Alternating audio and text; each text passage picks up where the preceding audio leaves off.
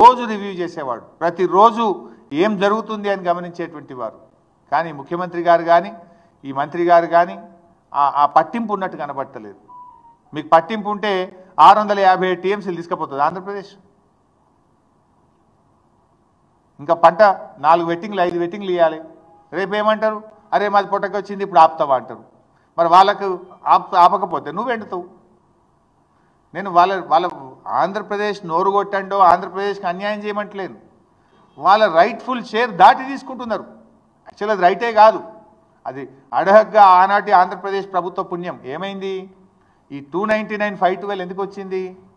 ఆంధ్రప్రదేశ్ ప్రభుత్వంలో ఆ రోజుకు తెలంగాణలో కట్టిన ప్రాజెక్టులకు ఎన్ని నీళ్లు కావాలి, ఆంధ్రప్రదేశ్లో కట్టబడిన ప్రాజెక్టులకు ఎన్ని నీళ్లు కావాలి, నీటి అవసరాలు ఎంత ఉన్నాయి అన్నప్పుడు 512 వాళ్ళకు ఉంది, 299 ఇక్కడ ఉంది. 299 అనేది ఎక్కడి నుంచి వచ్చింది? గత పాలకుల పుణ్యం. గతంలో ఈ రాష్ట్రాన్ని పరిపాలించిన కాంగ్రెస్ తెలుగుదేశంలో పుణ్యం. ఎందుకు?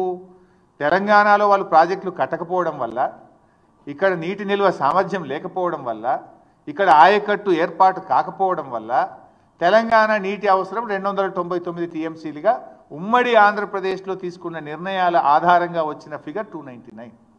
అయితే కృష్ణా జనాలు పునఃపంపిణీ జరిగేదాకా ఈ రోజుకు ఇంత ఉంది కదా, తాత్కాలికంగా ఇది అనేటువంటి ఫిగర్ ఇక్కడ వచ్చింది.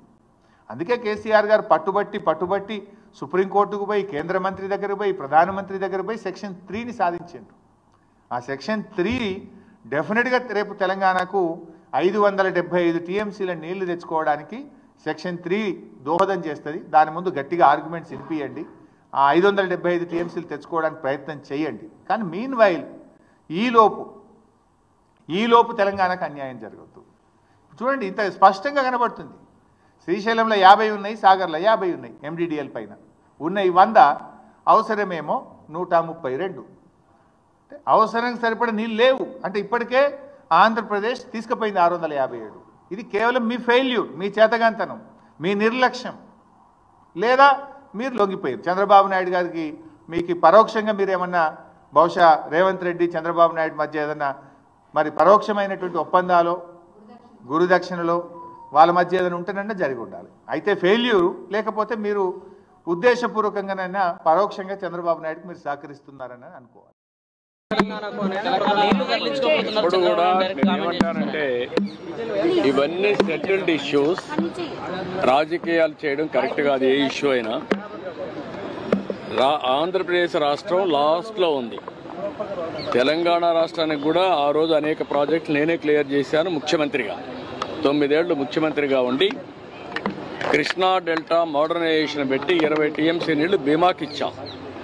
దేవాదులు నేనే స్టార్ట్ చేశాను, ఎస్ఎల్బీసీ నేనే పూర్తి చేశాను. అలాంటివన్నీ వచ్చినప్పుడు సముద్రంలోకి పోయే నీళ్లు తీసుకొని ఆంధ్ర రాష్ట్రంలో ఆ నీళ్లు ఉపయోగించాలని ఈరోజు మీరు చూస్తే దేవాదుల ప్రాజెక్టు పైన ఏదైతే తెలంగాణలో మన ఏ ప్రాజెక్ట్ అది పైన డ్రింక్ ఇరిగేషన్ ప్రాజెక్ట్ పైన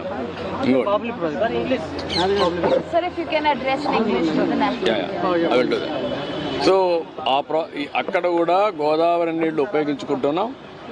తెలంగాణలో కానీ ఆంధ్ర రాష్ట్రంలో కానీ గోదావరిలో సర్ప్లస్ వాటర్ ఉంది.